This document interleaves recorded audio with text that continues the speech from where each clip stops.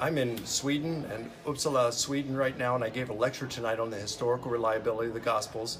And I met a really interesting guy, a brother in Christ. His name is Thomas Samuel. Well, that's not his real name, but he's got a fascinating story, and I'd love for you all to hear it. So Thomas, hand this to me and let me get you now. Hi everyone, my name is Thomas Samuel, and I came from the Prophet house. My really grandfather is the cousin of the Prophet Muhammad. His name is Aqil ibn Abi Talib, and I came from a Salafi group. I used to be an imam. I used to lead the prayer since I was 9 years old. I used to teach since I was 13, and I grew up with that.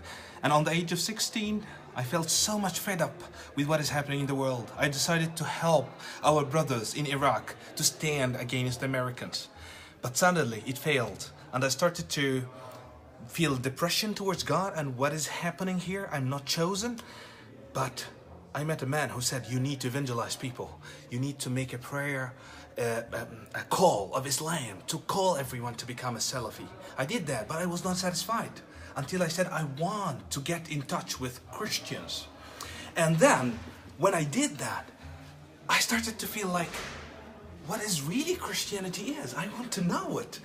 And I found that what they taught us about Christianity in Islam is not really what Islam is teaching. And accordingly, I started to search for a source. I didn't find until one day a pop-up window came on my computer that says, do you love Allah? I thought it's a Muslim website. I clicked it, and it was a Christian website. It was a fascinating Christian website. It was very simple, talking about how things are so much connected. It answered the question that even Muslim imams used to have. How things are so much chronicle, how things are so much canon, how it's reliable, how eyewitnesses were there. And here I was shocked, like, maybe these all are wrong? I cried so hard, searching for God to give me an answer. Until one day I cried so hard, and he visited me in a dream, saying, it's your time to follow me.